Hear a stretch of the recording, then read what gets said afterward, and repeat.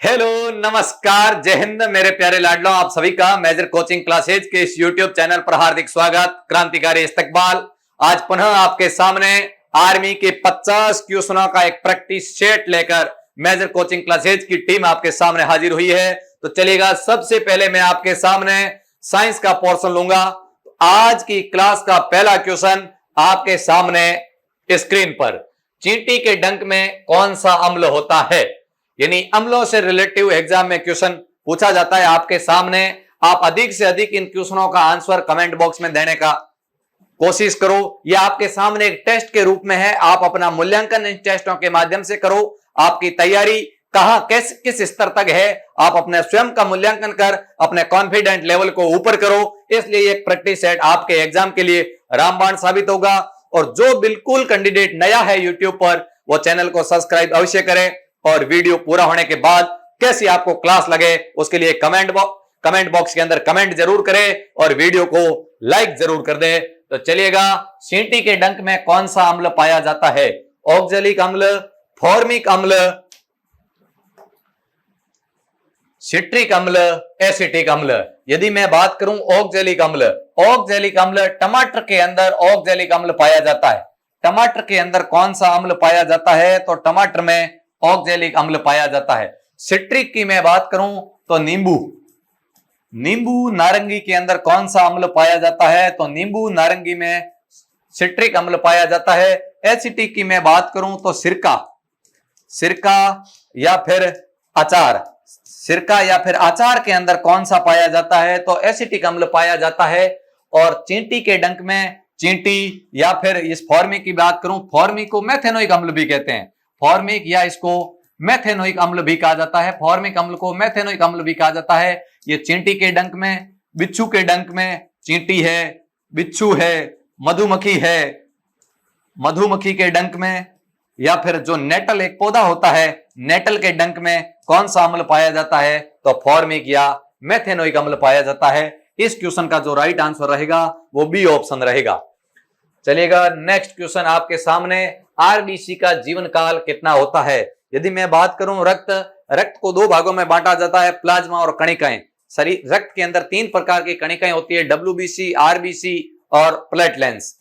RBC का काम होता है गैसों का आदान प्रदान करना, डब्ल्यूबीसी का काम होता है रोग प्रतिरोधक क्षमता को मजबूत करना, और प्लेटलेट्स का काम होता है रक्त का थक्का बनाना। तो अपना क्वेश्चन है, आरबीसी का जीवन काल कितना होता है? ये क्वेश्चन एग्जाम के लिहाज से वेरी वेरी इंपॉर्टेंट है। आरबीसी का जीवन काल कितना होता है? तो आरबीसी का जीवन काल 120 दिन होता है। 120 दिन का अर्थ है 4 माह, यानी आरबीसी का जीवन काल 4 माह अर्थात 120 दिन होता है। चलिएगा, नेक्स्ट क्वेश्चन, निम्न में से कौन सा वनस्पति विज्ञान के जनक कहे जाते हैं? यानी वनस्पति विज्ञान के जनक किसे कहा जाता है? लेवोसियर को, अरस्तु को, थियोफ्रेस्टस को, या विल्हेम मैक्सिमिलियन वुड को? लेवोसियर की मैं बात करूं तो रासायनिक विज्ञान का जनक। यदि आपको पूछे रासायनिक विज्ञान का जनक किसे कहा जाता है, तो लेवोसियर को कहा जाता है रासायनिक विज्ञान का जनक। अरस्तु की मैं बात करूं, अरस्तु को जीव विज्ञान का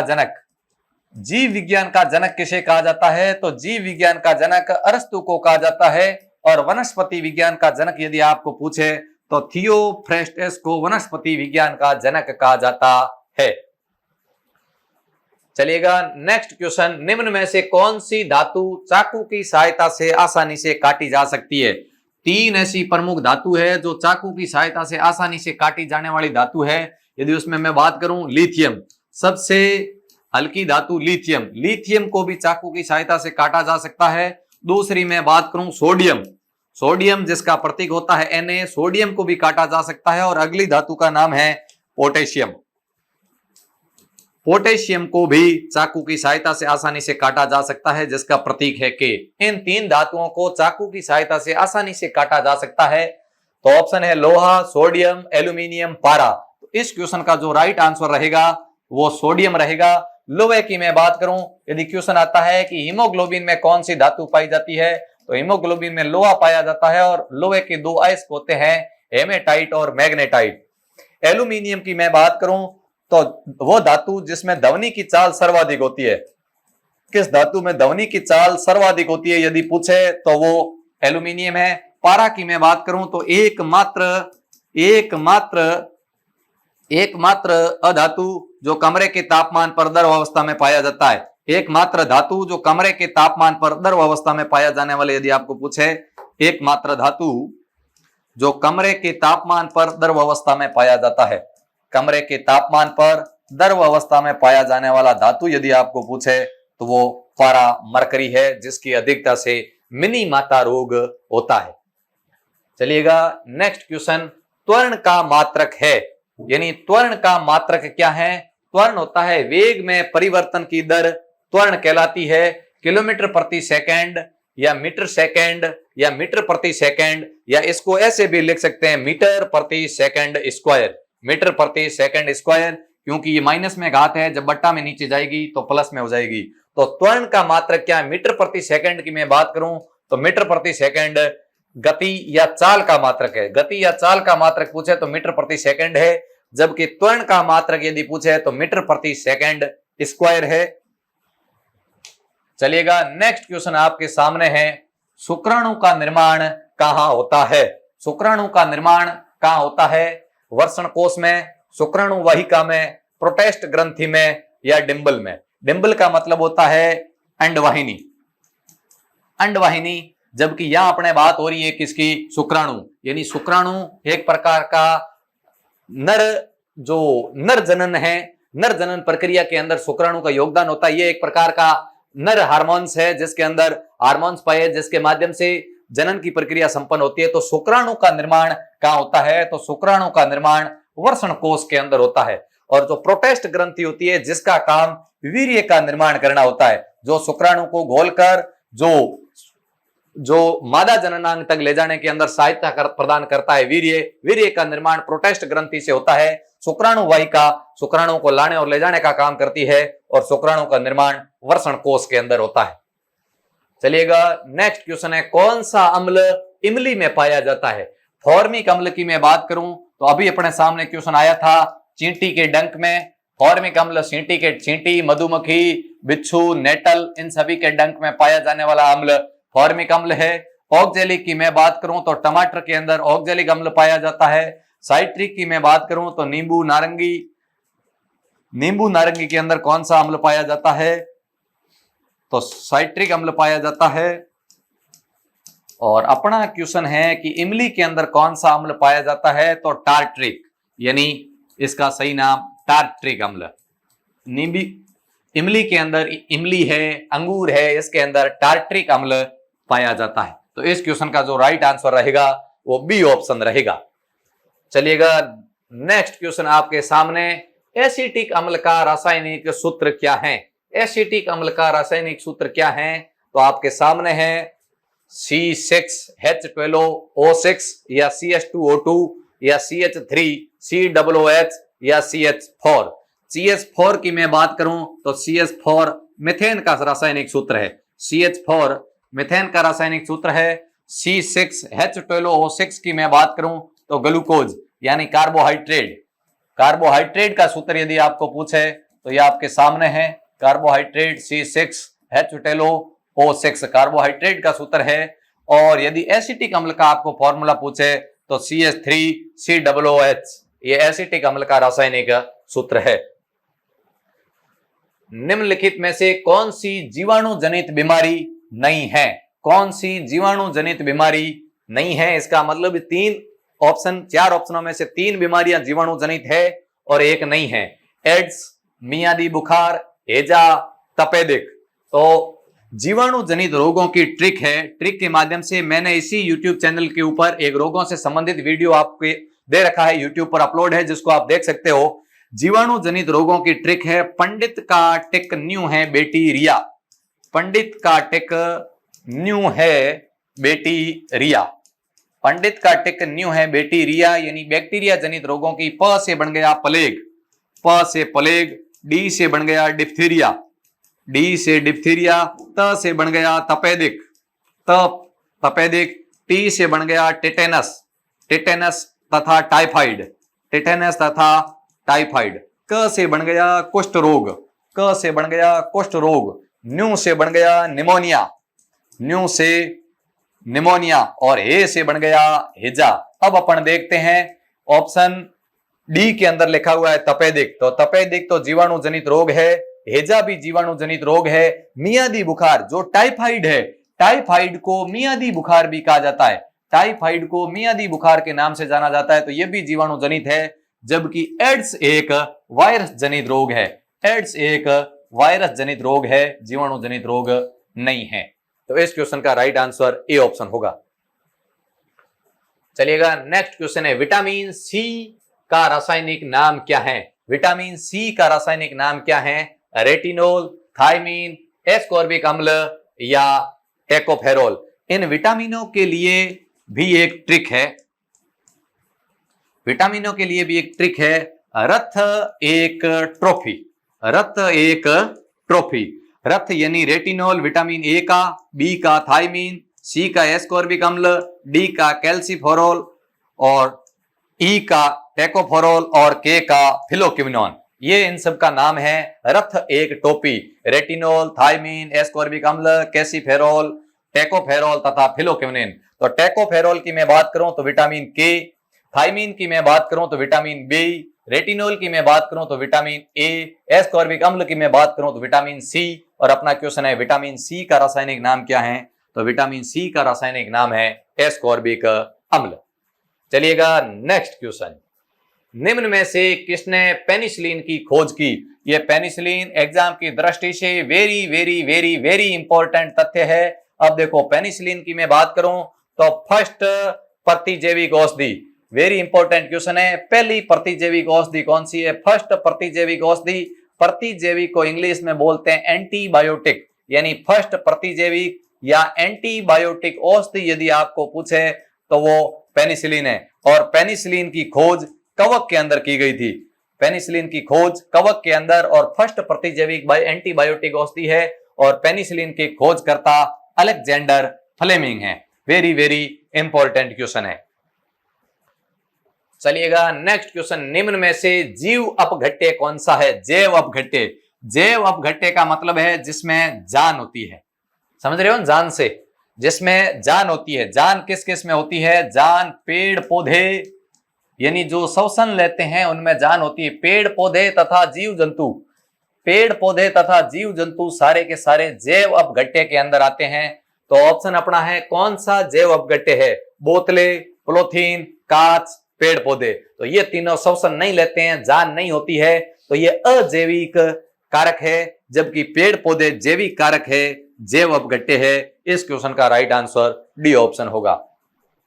चलिएगा नेक्स्ट क्वेश्चन, अल्फा कण की खोज किसने की? अल्फा कण की खोज किसने की? चैंडविक ने, थॉमसन ने, रदरफोर्ड ने, जॉन डाल्टन ने।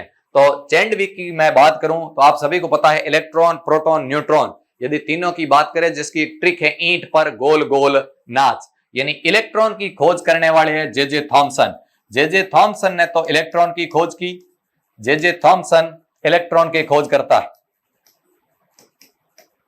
जे थॉमसन इलेक्ट्रॉन की खोज करता है। जॉन डाल्टन की मैं बात करूं तो परमाणु की खोज करता है, जॉन डाल्टन परमाणु की खोज करता है, जॉन डाल्टन परमाणु की खोज करता है। चैंडविक की मैं बात करूं तो ईंट पर गोल गोल नाच, यानी न से बन गया न्यूट्रिक, च से बन गया चैंडविक, यानी न्यूट्रॉन की खोज करता है, ये न्यूट्रॉन की खोज करता है। अपना क्वेश्चन है अल्फा और बीटा, अल्फा कण की खोज किसने की? रदरफोर्ड ने।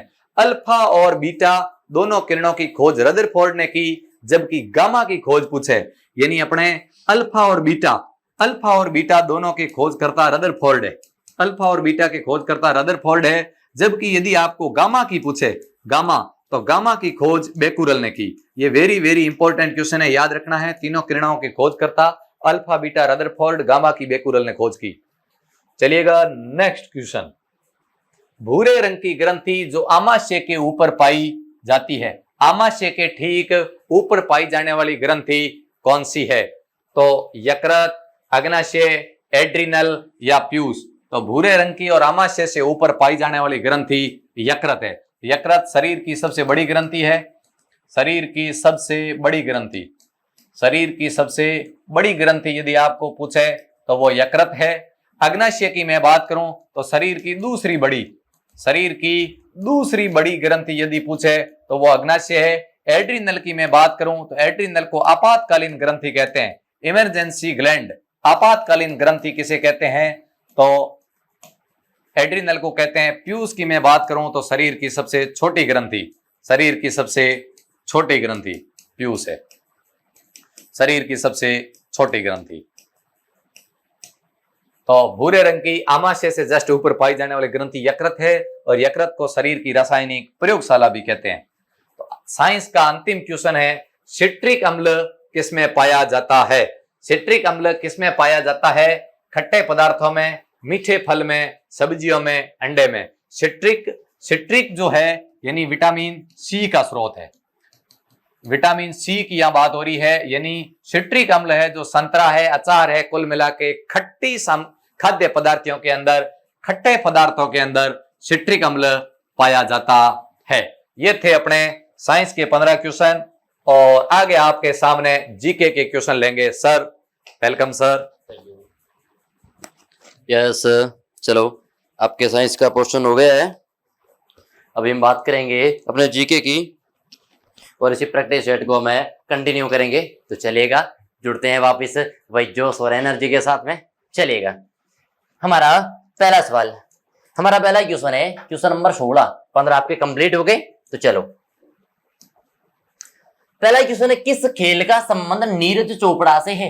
किस खेल का संबंध नीरज चोपड़ा से है, जिसने भारत को गोल्ड मेडल दिलाया है? एक ऐतिहासिक जो भाला फेंका है ना, उसके अंदर भारत को जो गोल्ड मेडल मिला है नीरज चोपड़ा ने दिलाया है, और उसके अंदर व्यक्ति का नाम है ना, वो कौन सा है? भाला फेंक। क्या है? भाला फेंक के अंदर। और नीरज चोपड़ा ने 2022 की बात करें, 2022 की बात करते हैं, तो जिसके अंदर कितना 83.13 मीटर। फिर 2023 विश्व चैंपियनशिप, 2023 विश्व चैंपियनशिप में 88.17 मीटर। यहां पर तो इन्हें मिला है रजत पदक। यहां पर मिला ऐतिहासिक स्वर्ण पदक, गोल्ड मेडलिस्ट नीरज चोपड़ा जी। ठीक है ना? किससे संबंधित है? भाला फेंक से संबंधित है। तो चलिएगा, आगे चलते हैं। चलेगा, क्वेश्चन नंबर 17। मार्च 2023 में गुजरात के मुख्यमंत्री कौन थे? और नीरज चोपड़ा की बड़ी लाइन बड़ी फेमस है कि द्वंद्व कहां तक टाला जाए, युद्ध कहां तक पाला जाए, तू राणा का वंशज है, फेंक भाला जहां तक जाए। तो मार्च 2023 में गुजरात के मुख्यमंत्री जी कौन बने थे? यानी कि वर्तमान में गुजरात के सीएम कौन है? वर्तमान में गुजरात के सीएम कौन है? चलो, हमारा जवाब होगा भूपेंद्र पटेल। अशोक गहलोत राजस्थान के पूर्व सीएम। वर्तमान में कौन है? भजनलाल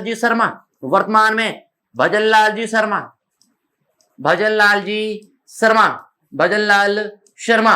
ठीक है ना? और भूपेंद्र पटेल कहां के भैया? गुजरात के। भूपेंद्र पटेल कहां के हैं? गुजरात के हैं। तो चले आगे चलते हैं।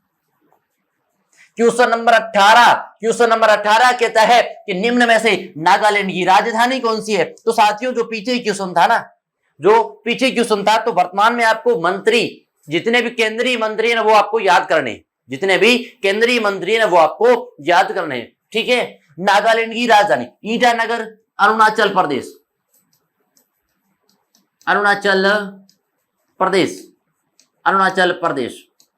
फिर अगरतला, त्रिपुरा। कोहिमा, नागालैंड की राजधानी Kohima. Option number C. Himachal Pradesh की क्या है? शिमला। पूरा लिख दो, नहीं तो एचपी हिंदुस्तान पेट्रोलियम भी होता है। हिमाचल प्रदेश और शिमला की बड़ी क्या फेमस है? मिर्ची। क्या बड़ी फेमस है? मिर्ची। Option number C. चलो आगे, अगला क्वेश्चन नंबर 19।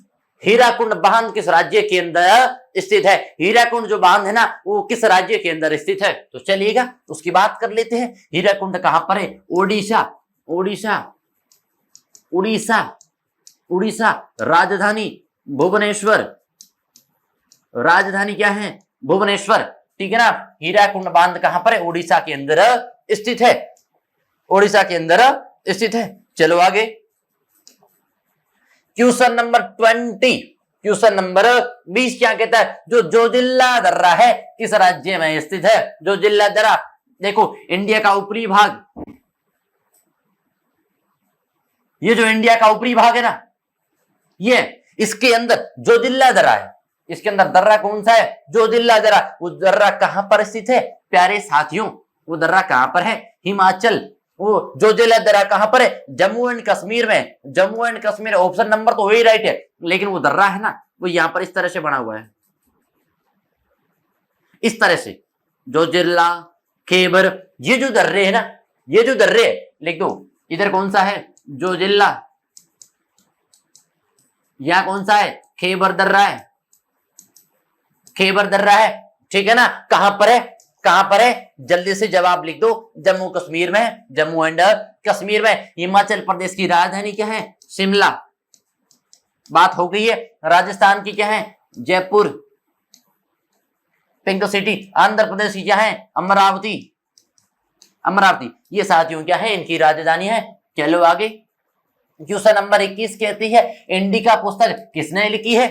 ये ऐतिहासिक कुछ पुस्तकें हैं, उन लेखकों के नाम, उन पुस्तकों के नाम है, याद रखने हैं, ठीक है ना। तो चलो, इब्न बतूता की यह यात्रा वृत्तांत है रेहला, क्या है? रेहला। मेगस्थनीज की इंडिका, मेगस्थनीज की इंडिका। हेरोडोट्स, हेरोडोट्स की क्या है? Historica, Historica. हेरोडोट्स के बारे में लिख दो, विश्व इतिहास के पिता कहते हैं, विश्व इतिहास के पिता, विश्व इतिहास के पिता कहते हैं ह्वेनसांग। ह्वेनसांग की कौन सी है? याद रखना, याद रखना, ह्वेनसांग की। और एक और व्यक्ति है, दोनों की पुस्तकों के नाम लिख दो, ठीक है ना। ह्वेनसांग एंड हर्षवर्धन के समय आया था। किसके समय आया था? हर्षवर्धन के समय। एक व्यक्ति फायान, फायान, फायान का ग्रंथ है फोक्योकी, फोक्योकी। ह्वेनसांग सीयू की ग्रंथ कौन सा है? ग्रंथ सीयू की, ग्रंथ लिख दो, ग्रंथ लिख दो, सी यू और की, ठीक है ना। चलो, फायन फोक्यो की, ये इनके क्या है? यात्रा वृत्तांत। जो भारत आए थे ना, उसके अंदर जो यात्राएं की थी, उन यात्राओं का पूरा वृत्तांत लिखा है। तो मेगस्थनीज की कौन सी है? इंडिका। मेगस्थनीज की कौन सी है? इंडिका। चलो अगला क्वेश्चन, क्वेश्चन नंबर 22, मौर्य साम्राज्य के संस्थापक कौन है? लिख दो, प्रथम अखिल भारतीय साम्राज्य, प्रथम अखिल भारतीय साम्राज्य, प्रथम अखिल भारतीय साम्राज्य कौन सा है? मौर्य वंश है। पुष्यमित्र शुंग, पुष्यमित्र। तो लिख दो, लिख दो शुंग वंश, लिख दो कौन सा वंश? शुंग वंश की स्थापना की है। किसने की है? पुष्यमित्र शुंग ने की है। चंद्रगुप्त मौर्य, मौर्य वंश के संस्थापक है। रामगुप्त, लिख दो, गुप्त वंश का शासक है। चंद्रगुप्त विक्रमादित्य से पहले एक निर्बल शासक था, ठीक है ना। जब इसकी पत्नी की डिमांड किसी अन्य पास के राजा ने की थी, तो वो क्या कहा था? चंद्रगुप्त विक्रमादित्य आया था और उसने कहा था कि भैया आई एम बैक, मैं वापस आ गया हूं, तू टेंशन ना ले। रामगुप्त को हराया, उसकी पत्नी से विवाह किया और फिर सामने वाले को पराजित किया। समुद्रगुप्त, लिख दो, भारत का नेपोलियन, भारत का नेपोलियन, भारत का नेपोलियन कहते हैं भैया, याद रखना। सबसे डेंजरस व्यक्ति था, सबसे डेंजरस व्यक्ति था। चंद्रगुप्त मौर्य की बात करें, चंद्रगुप्त मौर्य के थोड़े परिवार की बात कर ले, लिख दो, पिता,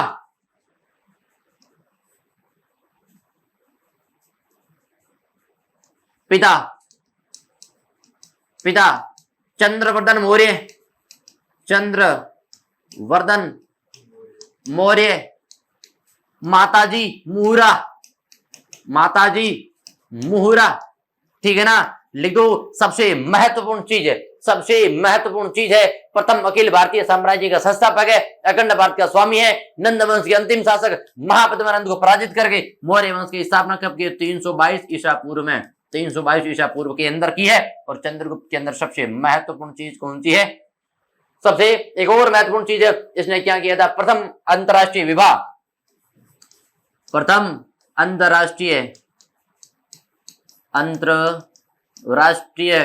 विवाह, प्रथम अंतरराष्ट्रीय विवाह अगर किसी ने किया है तो किसने किया है? चंद्रगुप्त मौर्य ने किया है। किससे किया है? किससे किया है? याद रखना, सेल्यूकस निकेटर की पुत्री हेलेना से। सेल्यूकस की पुत्री है हेलेना से। क्या किया है? हेलेना से प्रथम अंतरराष्ट्रीय विवाह किया है। चलो आगे चलते हैं। इसका गुरु कौन है? गुरु कौन है? चाणक्य है। गुरु कौन है? चाणक्य। चाणक्य ग्रंथ कौन सा है? अर्थशास्त्र है। अर्थशास्त्र है। अर्थशास्त्र का विषय क्या है? राजनीति है। राजनीति है। चलो आपका शानदार तरीके से इस क्वेश्चन का एनालाइज हो गया। चलो आगे क्वेश्चन नंबर 23 क्वेश्चन क्या कहता है कि चीन की राजधानी क्या है? मैंने कल आपको विश्व के प्रमुख देशों की राजधानी लिखाई थी। अगर कल की क्लास देखी है तो साथियों ये क्वेश्चन आपके गलत नहीं होगा। याद रखना, बीजिंग चीन की राजधानी क्या है? बीजिंग है। चीन की राजधानी क्या है? बीजिंग है। मैं कुछ देशों की राजधानी और लिखा देता हूं, ठीक है ना। कल कुछ अगर पीछे रहे हैं तो जिसके अंदर है भारत के पड़ोसी, मैं आपको बता दूं किस किसके याद करना है। भारत के पड़ोसी देश, विकसित देश एंड 10 विकासशील देश।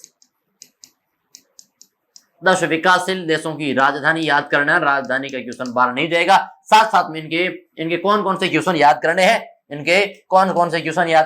एक तो राजधानी करनी है और एक मुद्रा करनी है। राजधानी करनी है और दूसरी मुद्रा करनी है। नदी याद करनी है। ये इनके हो गए महत्वपूर्ण जितने भी क्वेश्चन है इसके अंदर शामिल हो जाएंगे। चीन की राजधानी बीजिंग, याद रखना चीन की राजधानी कौन सी है? बीजिंग। और यहाँ पर क्या है? एक हैंगिंग ब्रिज बना हुआ है, कांच का ब्रिज बना हुआ है। क्वेश्चन नंबर 24, निम्न में से कौन सी नदी जर्मनी में प्रवाहित होती है? जर्मनी के अंदर प्रवाहित होने वाली नदी कौन सी है? उस नदी का नाम देखो। सबसे पहले बात करते हैं अमेजन, दक्षिण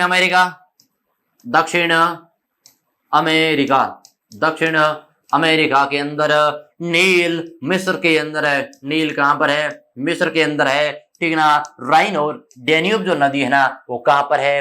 राइन एंड डेन्यूब नदी कहां पर है साथियों? जर्मनी के अंदर है। राजधानी क्या है? इसके साथ में लिख दो बर्लिन, ठीक है ना। चलेगा आगे क्वेश्चन 25, प्राचीन शहर है धोलावीरा किस राज्य में स्थित है? साथियों याद रखना ये सिंधु घाटी सभ्यता का एक क्षेत्र है जिसके अंदर स्थल है धोलावीरा। पहली बात करते कहां पर है? गुजरात के अंदर है। अब इसकी कुछ चीजें लिख देते हैं, चलेगा। धोलावीरा की खोज 1967 एंड 8 में किसने की है? जगपति जोशी ने की है। जगपति जोशी महोदय ने की है। चलो व्यापक उत्खनन RS विस्ट ने क्या किया है? व्यापक उत्खनन किया है, ठीक है ना। धोलावीरा की सबसे महत्वपूर्ण चीज है। चलो इससे आपको एक चीज पता होनी चाहिए, सिंधु घाटी सभ्यता के जितने भी क्षेत्र है ना, जितने भी स्थल है उन स्थलों की खोजकर्ता और नदी याद रख लेना। नदियां याद रख लेना, ठीक है ना। चलो इसके अंदर कुछ मिले स्थल, कुछ साक्ष्य लिखो। सूचना पट जिसके साथ में नाम आता है साइन बोर्ड, ये नाम साथ में आता है, ठीक है ना। सूचना पट सबसे बड़ा लिखित साक्ष्य अगर किसी के अंदर मिला है तो उसके अंदर है धोलावीरा के अंदर मिला है। राजस्थान के अंदर स्थल है कालीबंगा। कौन सा? कालीबंगा और पीलीबंगा। लेकिन कालीबंगा कहां पर है? हनुमानगढ़ में। कहां पर है? हनुमानगढ़ में, ठीक है ना। खोज किसने की है? लिख दो अमलानंद घोष। कब की है? 1953 में, ठीक है ना। नदी कौन सी है? लिख दो घग्गर एंड सरस्वती। नाम एक ही है, प्राचीन एंड वैदिक कालीन है और नया नाम दोनों साथ में इंक्लूड है। लिखो जूते खेत के साक्ष्य, जूते खेत के साक्ष्य, जूते खेत के अगर साक्ष्य कहीं से मिले हैं। और दूसरी बात कालीबंगा से लिख दो, क्या है, दोहरी फसल मिली है। क्या मिली है? दोहरी फसल मिली है। दोहरी फसल, कालीबंगा का अर्थ होता है काले रंग की चूड़ियां, ठीक है ना। चलेगा आगे। क्वेश्चन नंबर 26, ताजमहल कहां स्थित है? भैया आ गया ताजमहल कहां पर स्थित है ना। चलो लिखते हैं ताजमहल। सबसे पहले आंसर लिख दो आगरा। आगरा कहां पर है? यूपी में। किसने बनाया है? शाहजहां ने। शाहजहां ने किसके लिए बनाया है? अपने सुप्रीम कोर्ट। अपने सुप्रीम कोर्ट किसके लिए? मुमताज जी के लिए। मुमताज महल के लिए बनाया है, ठीक है ना। मुमताज महल के लिए बनाया। इसमें समय 20 वर्ष लगा है। 20 वर्ष, 20,000 कारीगर। 20 वर्ष, 20,000 कारीगर। इसका वास्तुकार कौन था? वास्तुकार कौन था भैया? लिख दो, दो व्यक्तियों के नाम साथ में लिखने हैं वास्तुकार में, ठीक है ना। उस्ताद अहमद लाहौरी। उस्ताद अहमद लाहौरी, ठीक है ना। और दूसरा नाम उस्ताद ईसा खां। उस्ताद ईसा खां। ये दो नाम आते हैं। ये दिन में 3 रंग बदलते हैं। 3 रंग बदलता है।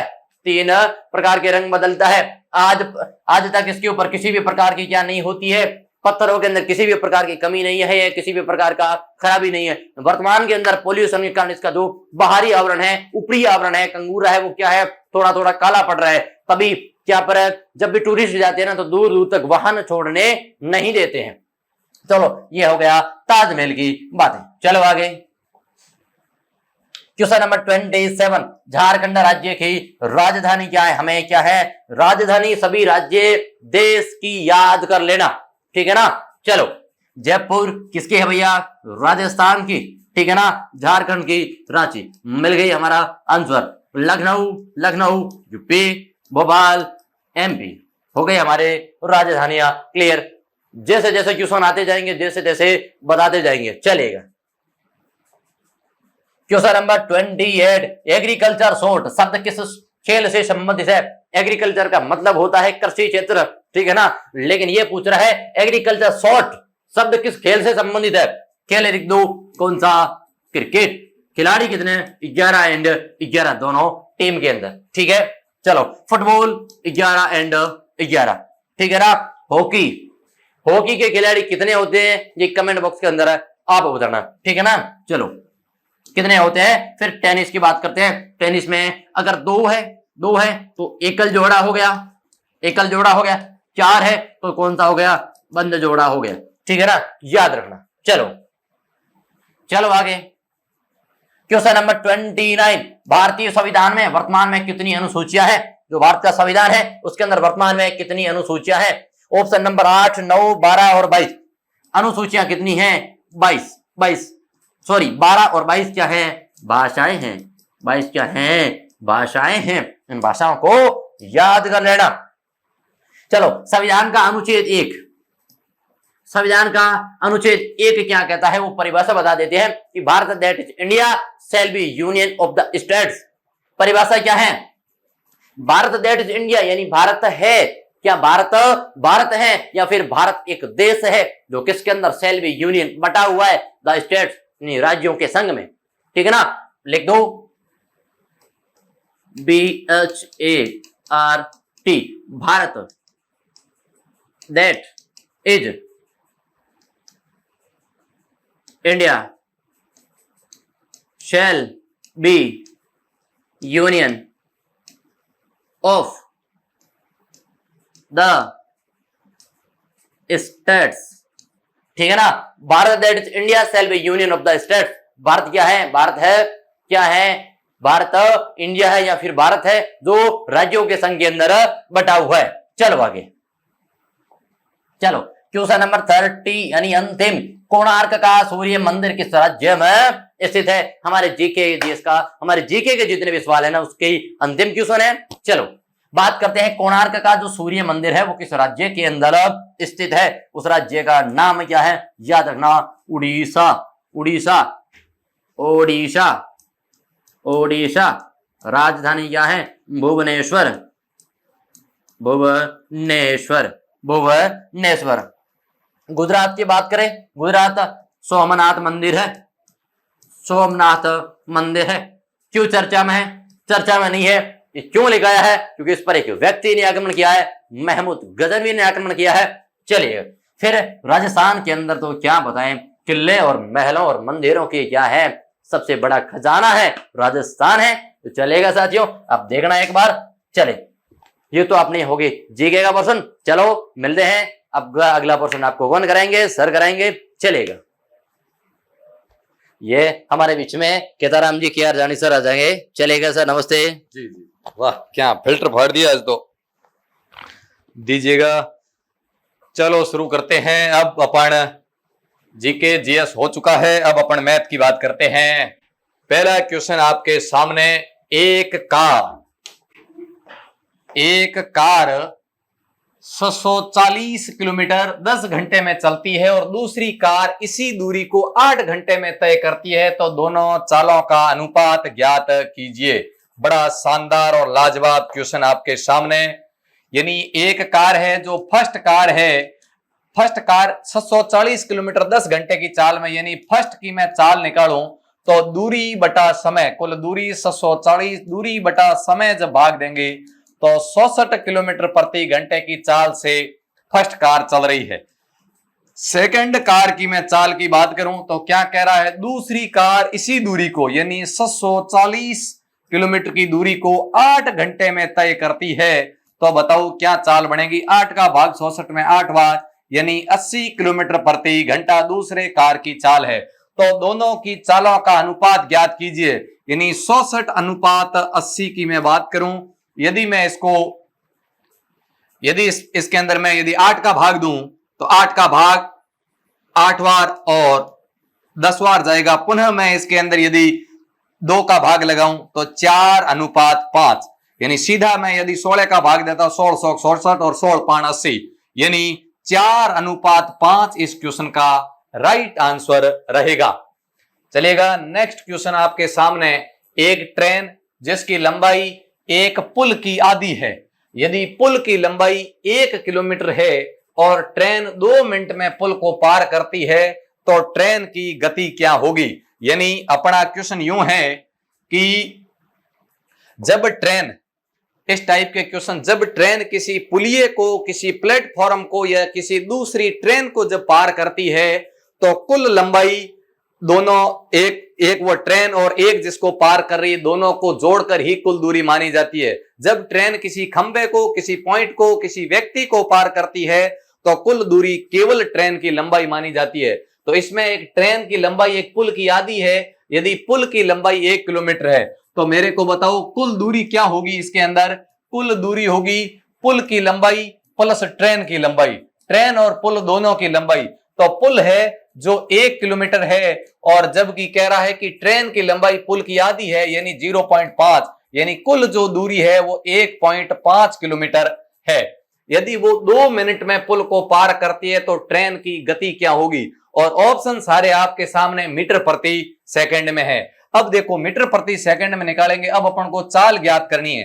चाल का फॉर्मूला होता है दूरी बटा समय, दूरी बटा समय, और अपन को मात्रक लाना है मीटर प्रति सेकंड में। तो दूरी 1.5 किलोमीटर है जिसका मीटर में मैं बदलूंगा तो 1500 मीटर बटे 2 मिनट में, समय दे रखा है 2 मिनट, 2 मिनट के अंदर, 1 मिनट में 60 सेकंड होता है तो 2 मिनट के अंदर 120 सेकंड हो गए, यानी 1500 बटे 120, 0 से 0 में कैंसिल हुआ।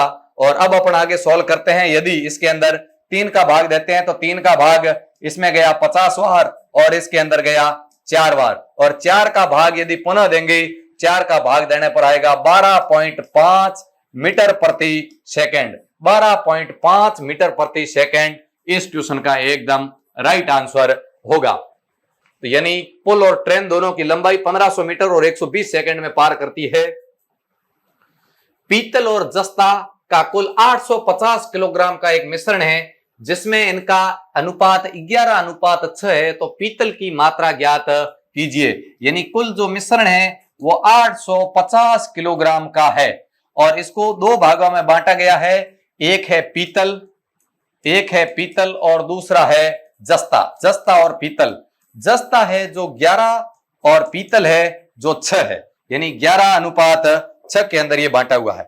अब आगे क्या कह रहा है, तो पीतल की मात्रा ज्ञात कीजिए, यानी अपन को पीतल की मात्रा ज्ञात करनी है। अब देखिए, यदि दोनों अनुपात बात की जाए, दोनों अनुपात कुल कितने हैं, 11 और 6 कितने हुए, 17, यानी जो पीतल है वो 17 में से 11 है।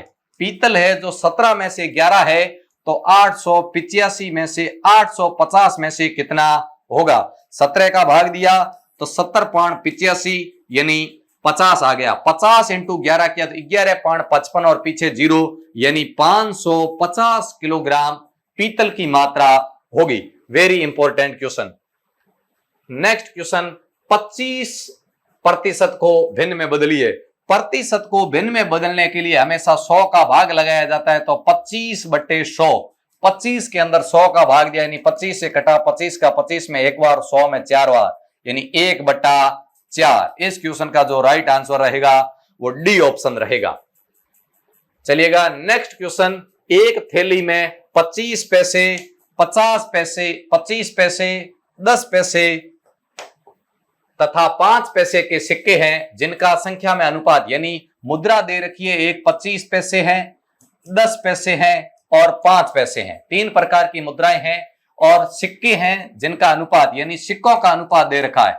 सिक्कों का अनुपात दे रखा है 1:2:3 में। यदि सिक्कों का कुल मूल्य 30 रुपए हो तो 5 पैसे के सिक्कों की संख्या कितनी होगी। अब देखो, इस टाइप के जब क्वेश्चन आते हैं सिक्कों वाले, जिसके अंदर यदि सिक्के दिए हुए हो तो अपन को मूल्य ज्ञात करना होता है, और जब मूल्य दे रखा हो तो सिक्के ज्ञात कर सकते हैं। अब मेरे को बताओ, 25-25 पैसों का एक सिक्का है तो कुल मूल्य कितना बनेगा, तो कुल मूल्य 25 पैसे बनेंगे। 10-10 पैसे के 2 सिक्के हैं तो कुल मूल्य कितना बनेगा, तो कुल मूल्य 20 पैसे बनेगा। और 5-5 पैसों के 3 सिक्के हैं तो कुल मूल्य कितना बनेगा, 15 बनेगा।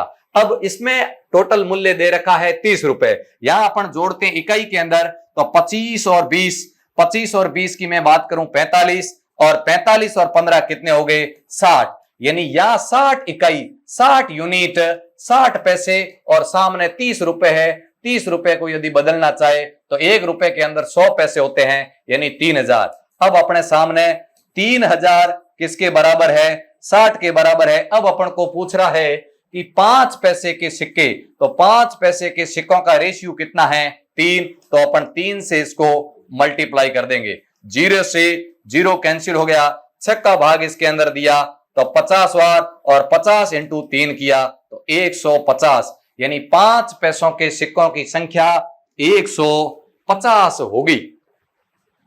चलिएगा नेक्स्ट क्वेश्चन, 5x + 2 बराबर 3x + 7 में x का मान ज्ञात कीजिए। यह समीकरण से रिलेटिव क्वेश्चन है। अचर राशियों को एक तरफ और चर राशियों का जब पक्षांतरण करेंगे तब अपने सामने अज्ञात राशि का मान आ जाएगा। यानी 5x + 2 बराबर 3x + 7। अब मैं x को इधर लाऊंगा तो ये 5x इधर रहा, 3x प्लस का था इधर आके माइनस हो गया, बराबर 7x इधर ही रहेगा, 2 प्लस का था जो इधर आके माइनस हो गया।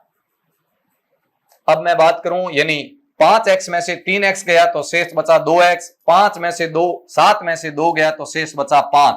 x बराबर 5 तो इधर रहेगा, 2 गुणा में है इधर आके भाग में, यानी 5/2 बाई ऑप्शन के अनुसार 2.5, यानी 5 के अंदर जब 2 का भाग देंगे तो 2.5 आएगा, यानी 2.5 आएगा। चलिएगा नेक्स्ट क्वेश्चन, 710 में कौन सी संख्या जोड़ी जाए कि एक पूर्ण घन संख्या हो जाए। यदि आपको 10 तक घन याद है, यदि आपको 10 तक घन याद है तो आप आराम से बता सकते हैं। आप सभी को पता है 750, 710 के बाद लगभग ऐसी कौन सी संख्या है जो पूर्ण घन बनती है। आप सभी को पता है 729। जो 729 है वो 9 का, 729 है जो 9 का घन है, 729 9 का घन है। इसका मतलब 710 में यदि 19 और जोड़ा जाए तो 729 हो जाएगा, जो 9 का घन है। चलिएगा 4 अंकों की सबसे छोटी संख्या जो 7 से विभाजित है, 4 अंकों की सबसे छोटी संख्या इनमें से कौन सी है जो 7 से पूर्ण रूपेण विभाजित है। इस टाइप के क्वेश्चन को करने के लिए अपन यूं भी पता कर सकते हैं कि 4 अंकों की सबसे छोटी संख्या होती कौन सी है। 4 अंकों की सबसे छोटी संख्या होती है 4 अंकों की सबसे छोटी संख्या होती है 1000। तो 1000 के अंदर यदि अपन 7 का भाग लगाए तो 7 का भाग एक बार गया 7, 3 बचे शेष, 7 चौक 28, शेष 2 बच गए और 2 बचने के बाद 0, 20। अब देखो ये जोड़ने के लिए कह रहा है, इसका मतलब 20 क्या पड़ रहा है, 20 यहां पर कम पड़ रहा है, यानी 2 शेष पीछे 0, 20। अब देखो 7 त्रिक कितने होते हैं 21, यानी यदि इसमें 20 की जगह 21 होता तो भाग पूरा पूरा चला जाता, यानी 1000 के अंदर एक और जोड़ दिया जाए तो 7 का भाग उसमें पूरा पूरा चला जाएगा, यानी 4 अंकों की सबसे कोई छोटी संख्या है तो वो 1001 है जिसमें 7 का भाग पूरा पूरा जाएगा। ये मैंने आपको बिना कोई चारों ऑप्शनों का प्रयोग किए बिना करवाया। यदि आप चाहते हो कि बाई ऑप्शन करें तो प्रत्येक ऑप्शन के ऊपर 7 की भाजकता का नियम फॉलो करो। 7 की भाजकता का नियम होता है अंतिम अंक का डबल करके पीछे की संख्या में से घटाओ, पीछे बचा हुआ मान यदि 7 से विभाजित होता है तो वह संख्या भी पूरी पूरी 7 से विभाजित होगी वरना नहीं होगी। उस तरीके से भी आप कर सकते हो और सीधा 4 अंकों की छोटी संख्या में भाग दिया, एक कम पड़ रहा है इसका मतलब एक और जोड़ो, 1000 में 1000 1। प्रथम 5 प्राकृतिक संख्याओं के घनों का औसत ज्ञात कीजिए। प्रथम 5 प्राकृतिक संख्याएं का घन, 1 का घन 1 प्लस 2 के घन की मैं बात करूं 2 का घन 8, 3 का घन 27, 4 का घन 64 और 5 का घन 125 राशियों का योग बटा राशियों की संख्या। जब आप इसको सॉल्व करोगे, अब जोड़िएगा, यानी कितना हो गया 8 और 1 9, 9 27 36 और 36 और 64 की मैं बात करूं तो 100, 100 और 125 की मैं बात करूं तो 225। 225 के अंदर जब आप 5 का भाग लगाओगे तो 22 में गया 4 बार, शेष बच गई 2, 25, 25 में गया 5 बार, यानी औसत कितना आएगा 45। इस क्वेश्चन का जो राइट आंसर रहेगा वो ऑप्शन नंबर सी रहेगा। चलिएगा नेक्स्ट क्वेश्चन। एक शहर की जनसंख्या 25,228 है जो प्रथम वर्ष में 10% की दर से बढ़ती है तथा दूसरे वर्ष में 25% की दर से घटती है। 2 वर्ष बाद शहर की जनसंख्या क्या होगी। बड़ा शानदार, बड़ा गजब का क्वेश्चन। 25,280 प्रथम वर्ष क्या होती है 10% की दर से बढ़ती है, यानी 100 पर 110 हो जाती है, 100 से 110 हो जाती है तथा दूसरे वर्ष 25, ऐसी पता नहीं कौन सी महामारी फैली कि 25% की दर से घट जाती है। तो 75 बटा क्या हो गया 100, 75 बटा 100। अब अपन हल करेंगे, 2 0 से 2 0 कैंसिल, 25 का भाग दिया 4 बार और 3 बार, 75 के अंदर 3 बार और 25 के अंदर 4 बार, और 4 का भाग जब अपन ने दिया 4 का भाग, यानी 4 का भाग देंगे तो कितनी 624, शेष बचा 1, 12, 3 चौक 12 और 4 2 8, यानी 432। अब अपन सॉल्व करेंगे, यहाँ पे 3 बार कटा हुआ 11 तिया 33, यानी 632 इंटू 33 करना है। 632 इंटू 33 तो करेंगे 6, 9 और 18, ये 6, ये 9 और ये 18। जब इनका योग करेंगे तो 6, 9 6 15, हासिल गई 1, 8 1 9, 9 9 18, हासिल गई 1 और 8 1 9, 9 1 10 और 1, यानी 20,856। इस क्वेश्चन का जो राइट आंसर रहेगा वो ऑप्शन नंबर सी रहेगा, 20,856। बिल्कुल इस टाइप के जब किसी भी एक संख्या के ऊपर लगातार बढ़ता है या लगातार घटता है तो बहुत शॉर्ट, और ये तो संख्या है या कैलकुलेशन का मामला था। इसके अलावा जब भी इस प्रकार की किसी भी क्वेश्चन के अंदर मामला है तो पहले माना इतना था, 10% बढ़ी, यानी 100 से 110 हो गई, ये बढ़ी हुई जनसंख्या है। इस बढ़ी हुई जनसंख्या का पुनः 25% घटी तो 25% घटने का तात्पर्य हुआ 100 पर 75 हो गई। जब इसको अपन ने सॉल्व किया तो 20,856 इस क्वेश्चन का आंसर आया। चलिएगा नेक्स्ट क्वेश्चन है, किसी वर्ग का परिमाप 16 मीटर है तो क्षेत्रफल बताओ। अब मेरे को बताओ, जब वर्ग की बात करते हैं तो 4 इंटू जब भुजा करते हैं तब क्या निकलता है परिमाप। तो अपन ने किया 4 इंटू भुजा और परिमाप दे रखा है 16। तो मेरे को बताइए भुजा का मान कितना आएगा। तो 16 4 गुणा में था इधर के भाग में, यानी भुजा का मान कितना आया 4। ये जो मीटर है तो मीटर में मान लीजिए 4 मीटर। भुजा का मान जिस इकाई में दे रखा है 4 मीटर। अब आगे क्या कह रहा है, तो क्षेत्रफल ज्ञात कीजिए। वर्ग के क्षेत्रफल का सूत्र, वर्ग का यदि क्षेत्रफल पूछे तो वर्ग का क्षेत्रफल होता है भुजा स्क्वायर, भुजा स्क्वायर यानी 4 का स्क्वायर, 4 इंटू 4 कितना होगा, यानी भुजा क्षेत्रफल पूछ रहा है, यानी 16 मीटर इसका परिमाप था जिसे भुजा 4 हुई और क्षेत्रफल पूछ रहा है तो 4 का स्क्वायर यानी 4 इंटू 4 कितना होगा 16 होगा। 4 इंटू 4 किसी वर्ग का परिमाप यदि 16 सेंटीमीटर है तो 4 इंटू भुजा यानी 16, और यदि क्षेत्रफल की भी बात की जाए तो भुजा का मान 4 आया तो 4 इंटू 4, यानी ये सारे ऑप्शन रॉन्ग है। इसके अंदर जो राइट होगा वो 16 मीटर होगा। इस क्वेश्चन का जो राइट आंसर है वो 16 मीटर स्क्वायर होगा। चलिएगा नेक्स्ट क्वेश्चन, किन्हीं दो संख्याओं का अनुपात 3:4 है तथा लसप व मसप का गुणनफल 20,028 है तो संख्या बताओ। अब अपन ने एक फॉर्मूला पढ़ा है कि पहली संख्या इंटू दूसरी संख्या, पहली संख्या इंटू दूसरी संख्या बराबर एलसीएम इंटू एचसीएफ, यानी जितना लसप और मसप का गुणनफल होता है उतना ही पहली और दूसरी संख्या का गुणनफल होता है। तो लसप और मसप का गुणनफल यदि 20,028 है तो पहली और दूसरी संख्या का भी गुणनफल इतना ही होगा 2028। तो माना पहली संख्या 3x है, 3x इंटू 4x और जिनका गुणनफल है 2028। 3x इंटू 4x किया तो 12x स्क्वायर बराबर 2028। x स्क्वायर की मैं बात करूं तो x स्क्वायर बराबर 2028 के अंदर 12 का भाग लगाया, यानी 12 का 12 एक बार भाग गया, शेष बच गए 8, 8 में हो गए 82, 82 के अंदर यदि भाग करे तो कितना होगा 12 छक्का 72, शेष बचे 10, 108 और 12 नम्मा 108, यानी x स्क्वायर का मान आया 169। तो x का मान कितना आएगा 169 का वर्गमूल, अर्थात x का मान 13 आया। अब क्वेश्चन है संख्या क्या है, तो पहली संख्या 3x है तो 13 इंटू 3 13 39, और दूसरी संख्या 4x है तो 4 इंटू 13 13 चौक 52, यानी 39 और 52 इस क्वेश्चन का बिल्कुल राइट आंसर रहेगा।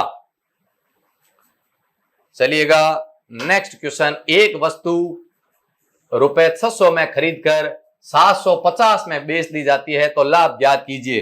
यानी क्रय मूल्य दे रखा है, क्रय मूल्य 600 रुपए है और विक्रय मूल्य दे रखा है, विक्रय मूल्य 750 रुपए है। 600 में खरीदकर 750 रुपए में यदि बेचे तो 150 रुपए का लाभ होता है।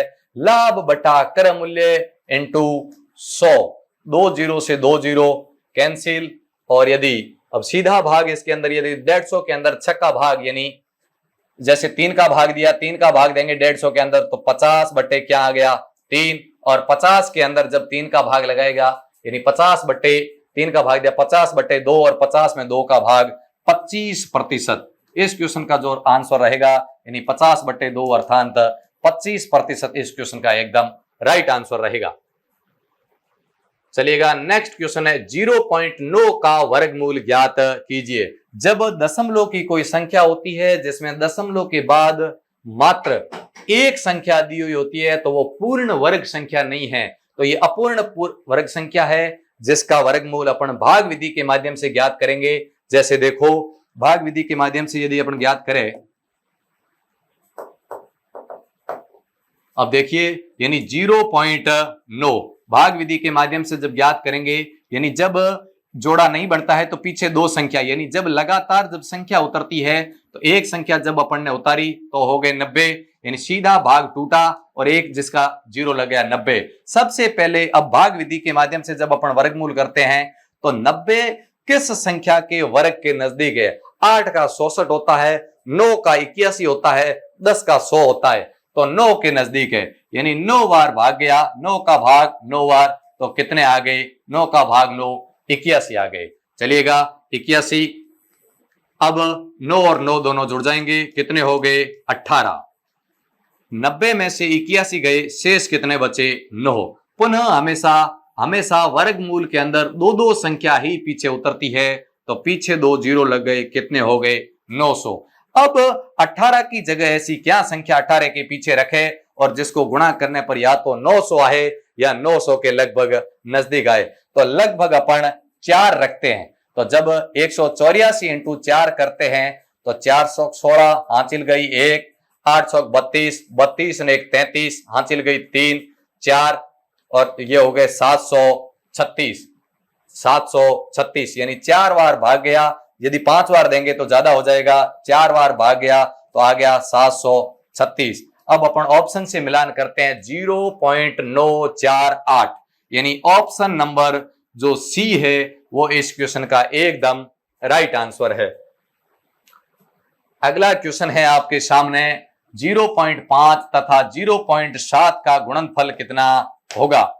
यानी दशमलव का गुणा कैसे करते हैं? पॉइंट हटाकर गुणा करते हैं और फिर जितनी संख्या पॉइंट के इकाई तरफ थी उतनी संख्या को काउंट करके पॉइंट लगा दिया जाता है। तो 0.5 और 0. यानी 5 इंटू जब 7 अपन ने किया तो कितने आ गए? 35। अब अपन देखते हैं एक संख्या तो यह है दशमलव से इकाई की तरफ और एक ये है, तो एक ने एक कितनी हो गई? 2। तो अपन को भी जो उत्तर आया है गुणनफल में उसमें 2 संख्या छोड़कर पॉइंट लगाना है, 1 और 2, यानी इसके आगे यहां पॉइंट आएगा 0.35 या 0.35 इस क्वेश्चन का एकदम राइट आंसर होगा। तो इस क्वेश्चन का ऑप्शन नंबर बी एकदम राइट आंसर है। तो ये थे आपके सामने मैथ के, और अब आपको सर करवाएंगे रीजनिंग के 5 क्वेश्चन। चलिएगा सर, स्वागत है आपका। Thank you. चलो चलते हैं सीधा रीजनिंग के क्वेश्चनों में। आशा करता हूं कि पिछली क्लास से आपको बहुत अच्छी तरीके से समझ में आई होगी। आप एक बार सब लोग कमेंट में अवश्य बताएं कि पिछली जितनी भी क्लासें चली उस कमेंट के बारे में, उस क्लासों के बारे में आपका क्या कहना है। चलो सीधा बिना टाइम गवाए अपन क्वेश्चन पे चलते। पहला क्वेश्चन आपके सामने है कि एक कक्षा में सोहन का स्थान ऊपर से 7वां स्थान है और नीचे से ऊपर से 7वां स्थान है और नीचे से 26वां स्थान है। ऐसे क्वेश्चन आपको रीजनिंग में यदि मिलते हैं तो इसका सीधा सा ट्रिक ऐसे क्वेश्चनों के लिए रहता है कि ऊपर से स्थान नीचे से स्थान यानी दोनों को प्लस करके -1 करना है। आप इन क्वेश्चनों को कभी गलत नहीं कर पाओगे। इनमें जैसे ऊपर से 7 और नीचे से 26 दोनों को प्लस कर दिया और -1, माना कि एक क्लास में संख्या है, उन संख्या में किसी एक का नाम लिया जाए, जैसे सोहन का नाम लिया गया तो सोहन को ऊपर से भी गिना गया है और नीचे से भी गिना गया है। इसका मतलब इनका कुल 33 होता है और 33 में से -1 कर दो, राइट आंसर 32 रहेगा। इस ऑप्शन में सी ऑप्शन है वो आपके लिए राइट है। अगला क्वेश्चन आपके सामने है, एक सुबह सीमा सूर्य की तरफ चलना शुरू किया। सबसे पहले आपको पता होगा कि सूर्य किस दिशा में उगता है, तो सबको पता होगा पूर्व दिशा में। पूर्व दिशा में आप सबसे पहले डायग्राम बना लीजिए, उत्तर, दक्षिण, पूर्व और पश्चिम। अब इसमें इसने ये दे रखा है कि प्रारंभिक जो बिंदु है यहां से सोहन ने सूर्य की दिशा में चलना चालू किया, यानी पूर्व दिशा में चलना चालू किया है। आगे दे रखा है वो चलकर अपने बाएं ओर मुड़ती है, यानी बाएं और वापस वो अब उत्तर दिशा की ओर मुड़ेंगे। फिर आगे दे रखा है दोबारा कुछ दूरी चलकर वो पुनः बाईं ओर मुड़ जाती है। इसका मतलब आगे क्वेश्चन में दे रखा है मुंह किस दिशा में है, इसका मतलब वो पश्चिम दिशा में है। ए ऑप्शन इसका राइट है।